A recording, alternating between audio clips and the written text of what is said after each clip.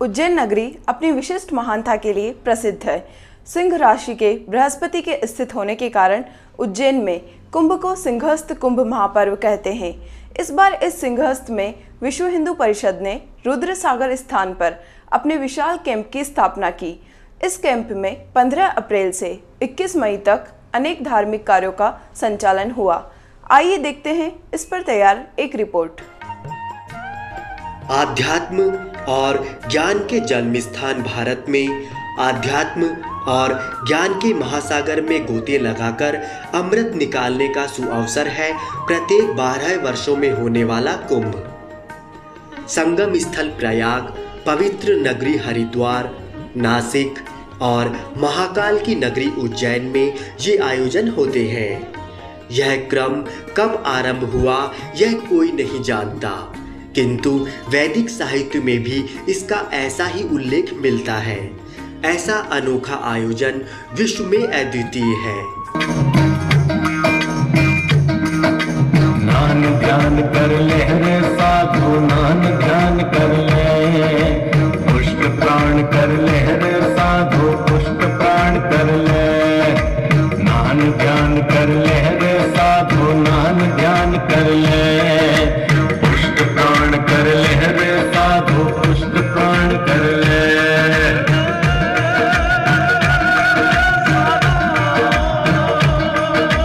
पुण्य सलीला मां शिप्रा का तू,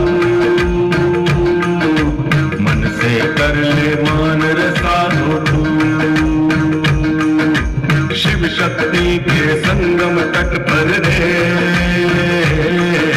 सिर पर रख ले जल शिप्रा का तू। जन्म मरण से मोक्ष करण का,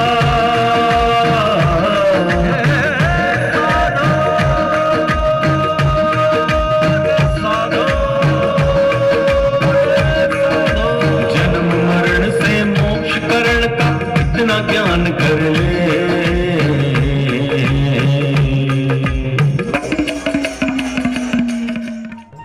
आस्था और धार्मिक विश्वास के नगर हरिद्वार, प्रयाग, नासिक और उज्जैन में भिन्न भिन्न समयों पर प्रति 12वें वर्ष कुंभ के मेले होते हैं। सिंह राशि में बृहस्पति के होने के कारण उज्जैन में कुंभ को सिंहस्थ कुंभ महापर्व कहते हैं। उज्जैन नगरी अपनी विशिष्ट महानता के लिए भी प्रसिद्ध है।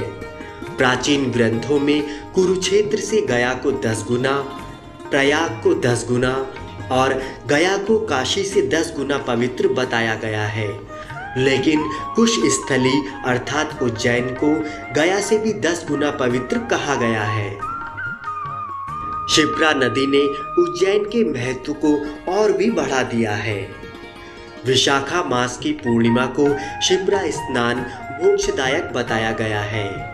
उज्जैन में शिप्रा स्नान का महत्व प्रति 12वें वर्ष पड़ने वाले सिंहस्थ कुंभ महापर्व में और भी अधिक माना जाता है। कुंभ महापर्व हमारी भारतीय सनातन संस्कृति की समूचे विश्व को चौंकाने वाली एक दिव्यता है।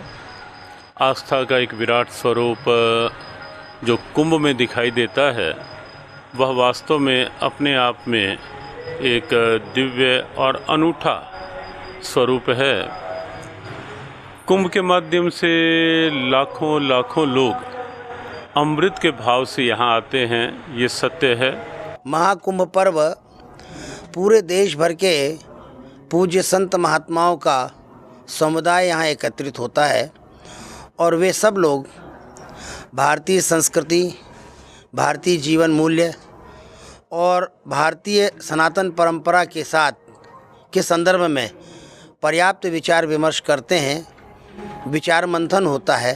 सिंह राशि पर जब बृहस्पति का प्रवेश होता है तो इस क्षिप्रा के तट पर देश के समस्त सनातन धर्मावलंबी श्रद्धालु भक्त आकर इस कुंभ में चिंतन, मनन और मंथन करते हैं। विश्व मानव को नई दिशा, दशा, विश्व की परिस्थितियों पर उससे छुटकारा पाने का एक यहाँ नई दिशा दी जाती है। धर्म की शक्ति, सत्य की शक्ति संस्कारों की शक्ति, मूल्यों की शक्ति देश विदेश में और सारे चराचर में सबके सामने आवे, ये तो इसका हेतु है ही। लेकिन कृण्वन्तो विश्वमार्यं, सारे विश्व को सभ्य बनाए, नीति मूल्यों का परिचायक बनाए, संस्कृति उसमें स्थापित हो, सभ्यता स्थापित हो, और इसी से सुख शांति समाधान पूरे जगत में होगी। और इसी को तो अमृत कहते हैं। सभी संतों को, सभी धर्माचार्यों को, सभी धर्म प्रेमियों को, राष्ट्रभक्तों को इस कुंभ में आने के बाद अपने घर, अपने परिवार के चिंतन तो हम 12 मास, 12 महीने, 12 वर्ष तक करते रहते हैं, लेकिन इस पुण्य भूमि में आकर एक बार समष्टि होकर यदि राष्ट्र उत्थान के लिए एक माला भी जपते हैं या प्रार्थना करते हैं।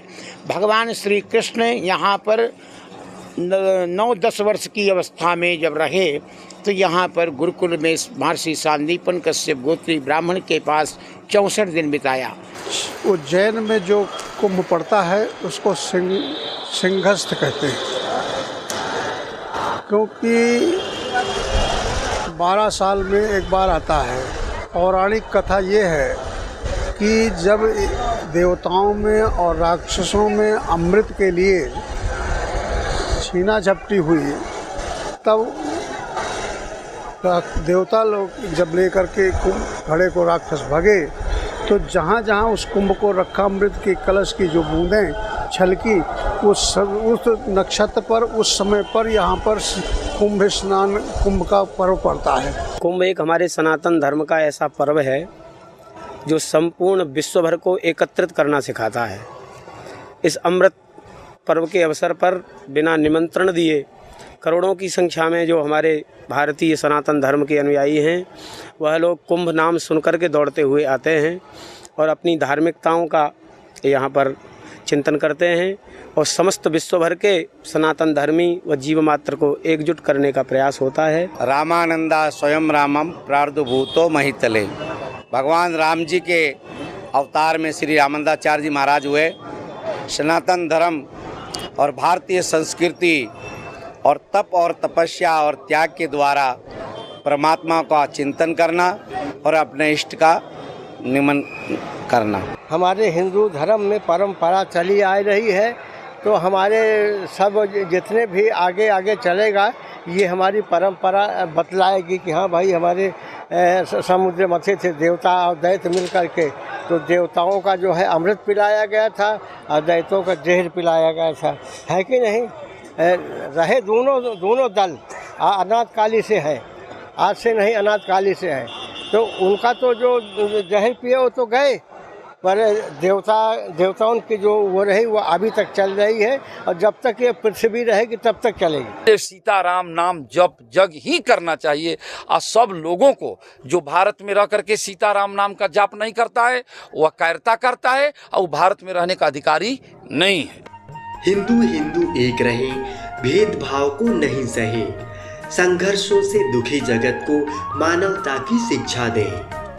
विश्व हिंदू परिषद समाज के जागरण, संगठन, समरसता द्वारा हिंदू धर्म और संस्कृति के रक्षण और संवर्धन को समर्पित विश्वव्यापी संगठन है।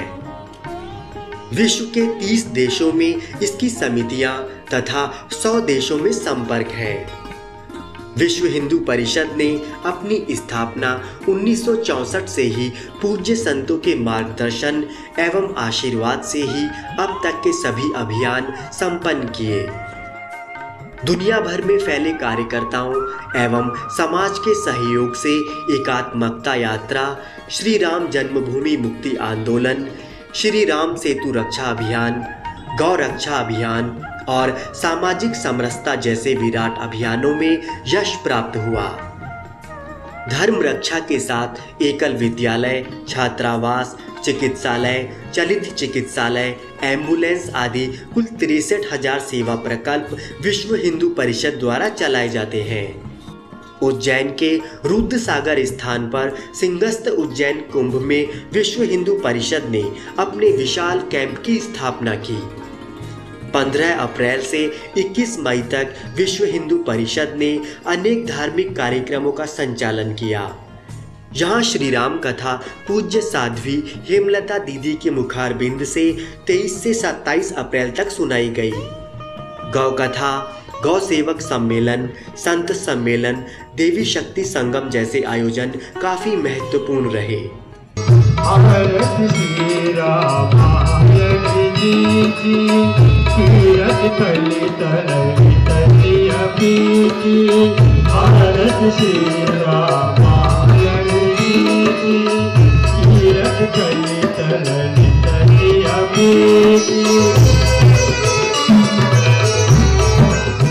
और बेटा जब घर में आता है, माँ कहती है बेटा नरेंद्र भोजन कर ले, भोजन कर ले। तो वो इतना संस्कारवान बेटा है, वो कहता है अगर मेरी माँ को पता चलेगा कि मैं भूखा हूँ तो मेरी माँ 4 दिन तक भूखी रह जाएगी, तो मेरा पेट जरूर भरेगी। इसलिए विवेकानंद जी गलियों में निकल जाते थे, कहते माँ आज तो मेरे मित्र की निमंत्रण है। ये भाव सबके अंदर क्यों नहीं है? आज के प्रत्येक युवा के अंदर ये भाव होना चाहिए। ये भाव घट रहा है। हमारा दुर्भाग्य ये है सबसे बड़ा कि हमारे पूज्य, हमारे बड़े, हमारे आशीर्वाद जितने भी हमारे बड़े बड़े बुजुर्ग हैं, हमारे घर के बड़े लोग हैं, उनका हम अनादर कर रहे हैं, उनका तिरस्कार कर रहे हैं और उनका अपमान सबका अपमान है।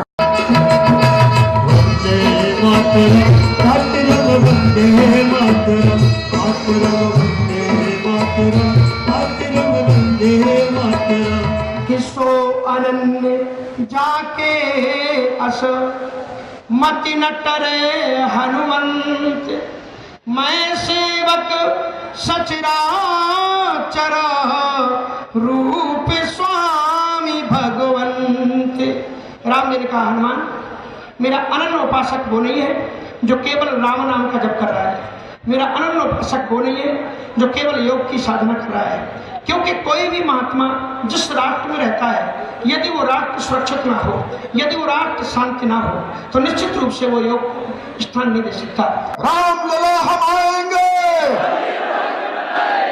राम लला हम आएंगे, ये काम हमको करना है। जब संत आदेश करेंगे हम पुनः अपनी जान की बाजी लगाकर भगवान श्री राम जो हमारे आराध्य देवता है, हमारे आस्था के केंद्र है, उनका भव्य और विशाल मंदिर बनेगा।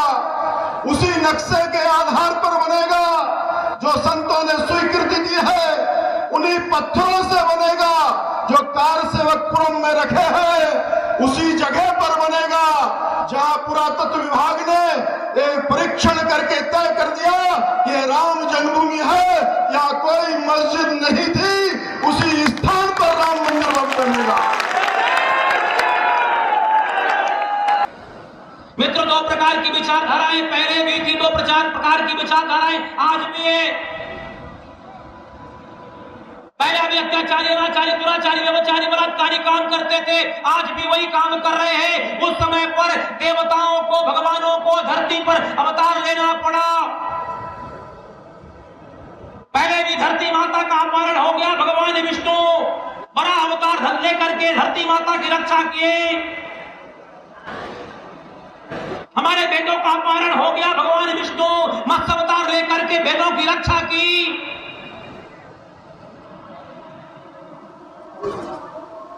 राम का अवतार, कृष्ण का अवतार हम सब जानते हैं।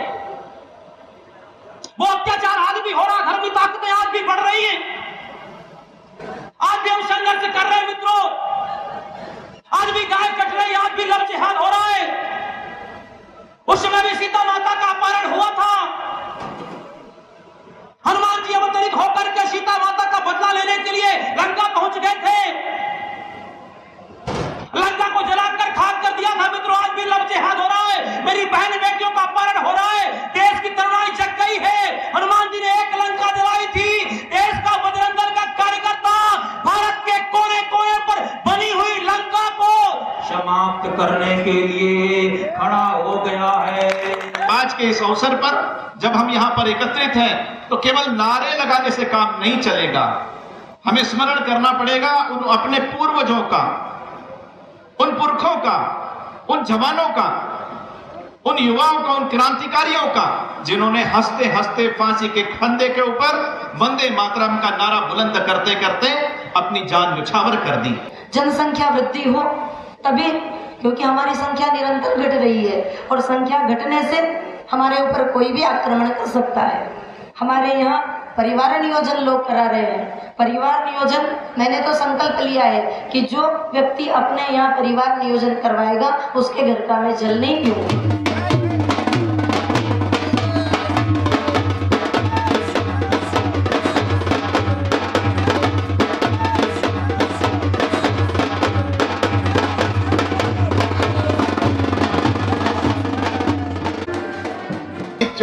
लाख योनियों में आप घोड़े को, हाथी को, गधे को, ऊंट को कितनी भी शिक्षा और संस्कार दो, वो ऊंट का ऊंट, घोड़े का घोड़े और हाथी का हाथी रहेगा। ज्यादा से ज्यादा खूब मेहनत करोगे और रिंग मास्टर रख लोगे तो शेर ज्यादा से ज्यादा अग्नि के गोले में से कूद जाएगा। खूब हाथी पर मेहनत करी तो सर्कस में स्टूल पर बैठ जाएगा। खूब मेहनत करी तो घोड़ा नाचना सीख जाएगा। इससे ज्यादा 84 लाख योनियों में मनुष्य के अतिरिक्त किसी भी प्राणी पर आप कितना भी परिश्रम कर लो, उसमें बहुत अंतर आने वाला है।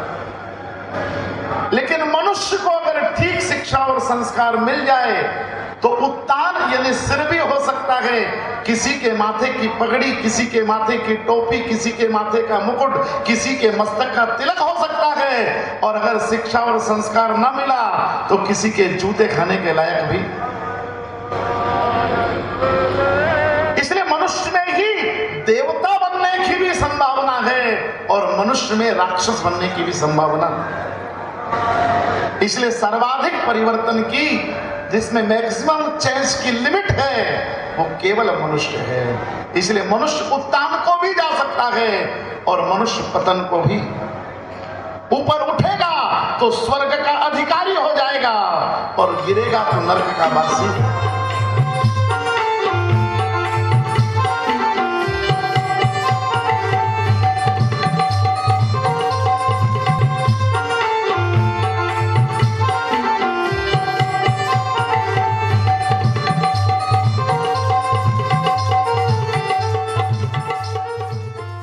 के अंदर संकल्प चाहिए। गौरक्षा का संकल्प हमारे मन के अंदर, अपने जीवन के अंदर। बंधुओं, हमें आपसे कुछ नहीं चाहिए। अरे हम तो उसके अनुयायी हैं, उसको माना है। डॉक्टर हेडगेवार ने एक बात कही थी, डॉक्टर सुभाष चंद्र बोस ने एक बात कही थी, क्या आप मुझे खून दो, मैं तुम्हें आजादी दूंगा। लेकिन हम तो उनमें से हैं। डॉक्टर हेडगेवार ने एक ही बात कही थी, तुम हमें समय दो, हम तुम्हें हिंदू राष्ट्र देंगे। अरे घर से निकलो, घर घर गाय, संकल्प लो, गाय नहीं कटने देंगे, देश नहीं बटने देंगे। मेरे साथ उद्घोष करेंगे, गाय नहीं कटने देंगे। दोनों हाथ उठा के, गाय नहीं कटने देंगे। वो तब बचेगी तब हमारा उसके साथ माँ का संबंध बनेगा। बाकी सब ठीक है, वो क्या नहीं देती। एक बार मैंने महात्मा तुलसी को कहा था अपने भाव जगत में कि बाबा आपकी रामायण कलिमल हारिनी है। तुलसी ने कहा था ये कलिमल का हरण करती है तो तू करा ले। मैंने कहा नहीं, ये मोक्षदायिनी है। उन्होंने कहा ये मोक्षदायिनी है तो तू ले लेना। मैंने कहा नहीं, ये संजीवनी है। बोले ये संजीवनी बूटी है तो तू ले लेना। मैंने कहा ये सदग्रंथ है, वेद के बराबर है। बोले वेद के समतुल्य है तो तू ले लेना। मैंने कहा फिर बाबा आपके लिए? बोले ये औषधि तेरे लिए हो सकती है, ये मोक्षदायिनी तेरे लिए हो सकती है, ये कल्याणी तेरे लिए हो सकती है, मेरे लिए क्या है? मैंने कहा बाबा आपके लिए क्या है? तुलसी मेरे स्वप्न में रामायण को माथे पर रख करके थे, मेरे लिए क्या है? बोले तात मात सब विधि तुलसी की। आज कृषि का जो मशीनीकरण हुआ है, अधिक वैज्ञानिकता जो हमारे समाज में आ गई है, वो वैज्ञानिकता हमारी गौ माता की हत्या के प्रति कारण बन रहा है। अब नहीं करते गौ सेवा, आज चारा नहीं है। अभी मैंने फरवरी में खरीदा भूसा 1200 रुपए का क्विंटल, 1200 रुपए, जबकि 50 रुपए क्विंटल खरीदता था, आज 1200 रुपए क्विंटल हो रहा है। कारण क्या है? एक राक्षस आया है खेत काटने के लिए, बड़ा भारी, वो सब खेतों को काट देता है, दाना निकाल लेता है, भूसा पड़ा रह जाता है और उसको आग लगा के फूंक देते हैं। तो गौ माता के लिए भूसा कहाँ मिलेगा? कचरा नहीं है वो भूसा है, हमारी गौ माता खाती है। आप अपने जीवन में, आपसे माला नहीं हो रही, पूजा नहीं हो रही, पाठ नहीं हो रहा है, मंदिर में नहीं जा रहे, अगर कुछ करना है तो आप अपने जीवन में गौ सेवा करने का संकल्प रख ले और गौ सेवा निरंतर निस्वार्थ भाव से कर ले। आप परमात्मा का भजन भी नहीं करोगे तो परमात्मा आपके सामने प्रकट होकर आपको अपने हृदय से लगा लेंगे, ये इसका प्रमाण है।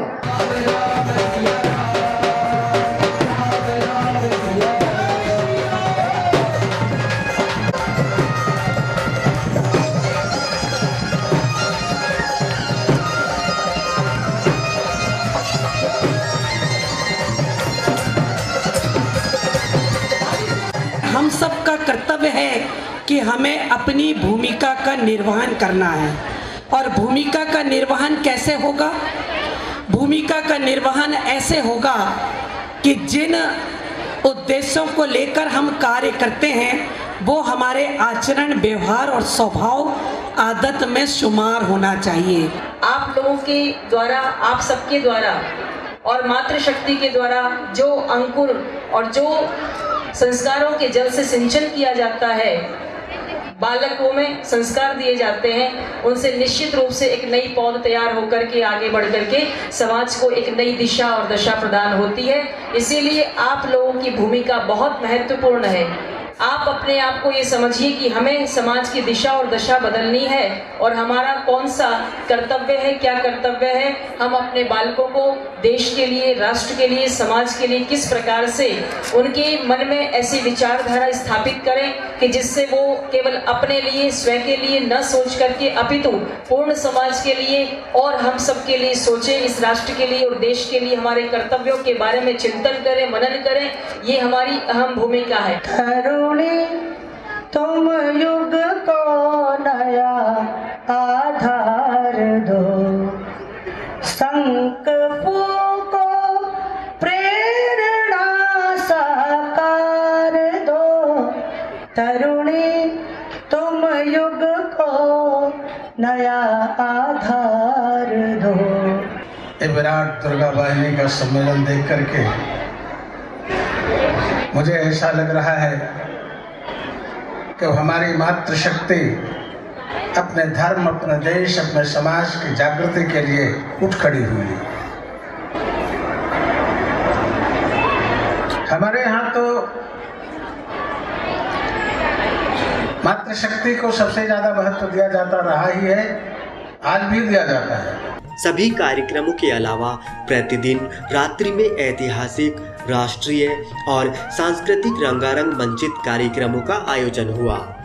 अब नहीं छोड़ूं तेरा द्वारा, अब नहीं छोड़ूं तेरा द्वारा।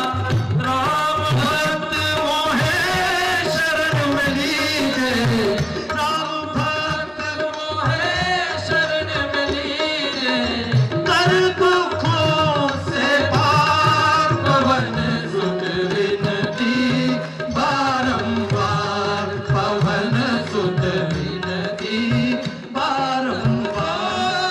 विश्व हिंदू परिषद द्वारा स्थापित अन्न क्षेत्र में सुबह शाम 3-3 घंटे सभी के लिए निशुल्क भोजन प्रसादी की व्यवस्था की गई। देश भर से आए परिषद से जुड़े कार्यकर्ताओं के लिए निशुल्क आवास की व्यवस्था की गई। क्या कहते हैं विश्व हिंदू परिषद के पदाधिकारी सिंगस्त के बारे में? कालक्रम से समाज में बदल होती रहती है, विचारों की और व्यवहार में अंतर आते रहते हैं। पुराना समाज है, अनेक प्रकार की जीर्णता के कारण समस्याएं आती हैं। तो हमारे महापुरुषों ने व्यवस्था दी कि जो निष्प्रह चिंतन के मनीषी लोग हैं वो सामूहिक इकट्ठे बैठे और समाज की प्रगति का चिंतन करें। तो ये मेले इन ऋषि मुनियों को समाज का मार्गदर्शन करने के लिए अवसर उपलब्ध कराते हैं। उज्जैन के कुंभ में हजारों पंडालों में भगवान के जीवन का वर्णन अत्यंत रसमय ढंग से किया जा रहा है। मनुष्य से सुनता है, अनेकों लोगों पर सुनने का परिणाम होता है, उसके कारण संभव है उनके परिवार में सुख और शांति आ जाए। यहाँ समाज की वर्तमान समस्याओं पर भी अनेक पंडालों में चर्चा हुई है।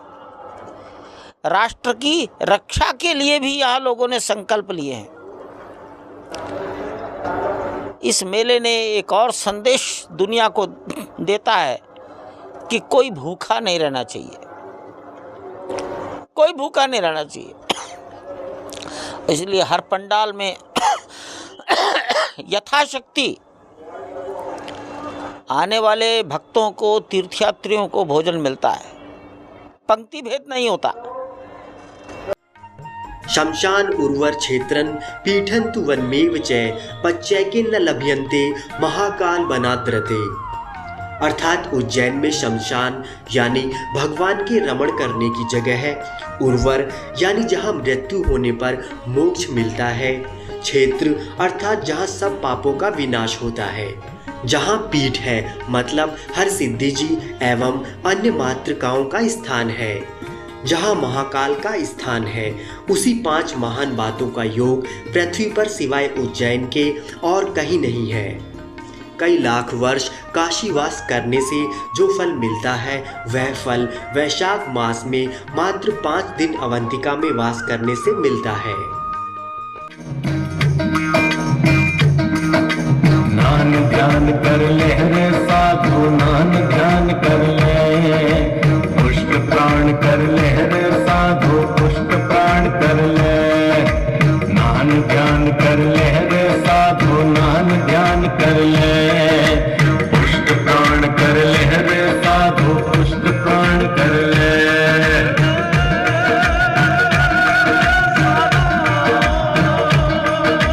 पुण्य सलीला मां शिप्रा का तू, मन से कर ले मान रे साधु तू। शिव शक्ति के संगम तट पर रे, सिर पर रख ले जल शिप्रा का तू। जन्म मरण से मोक्ष करण का,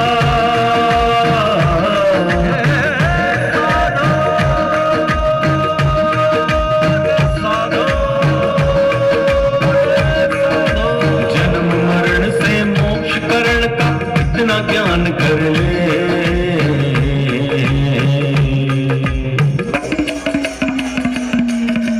नान ध्यान कर ले रे साधु, नान ध्यान कर ले,